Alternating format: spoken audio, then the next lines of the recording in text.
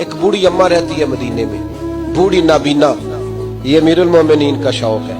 हजरत उमर फारूक फरमाते मुझे पता चला अम्मा बूढ़ी भी है, नाबीना भी है, लावारस भी है, तो मैं अम्मा के घर चला गया। दरवाजे पे दस्तक दी, कौन है?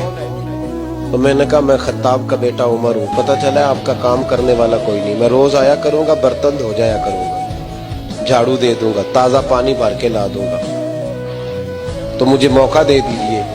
तो अम्मा कहने लगी बेटे नहीं, एक बंदा 3 साल से आ रहा है या 2 साल से आ रहा है, वो सारे काम कर जाता है, वही सही है मुझे। तो हज़रत उमर कहते हैं मैंने कहा अम्मा उसने भी काम करना, मैंने भी काम करना, फर्क क्या है? तो अम्मा कहने लगी बेटे फर्क तो बड़ा है ना, वो 3 साल से आ रहा है, मैं पूछती हूँ तेरा नाम क्या है तो वो बताता ही नहीं। मैं नाबीनी हूँ, पूछती हूँ तेरा नाम क्या है तो वो कहता अम्मा काम सही करता हूँ कि नहीं, नाम पूछ के क्या करे। वो 3 साल से नाम नहीं उसने बताया और तू पहले दिन ही आके कहता है मैं खत्ताब का बेटा उमर हूँ, तो फर्क तो बड़ा है ना, वही सही है। तो जनाब उमर फरमाते हैं मैंने कहा मैंने भी आज ढूंढना है ये कौन है।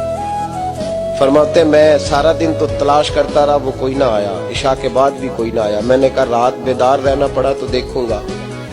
अम्मा के घर के सामने झाड़ी में छुप के बैठा था, वही हुआ जिसकी उम्मीद थी।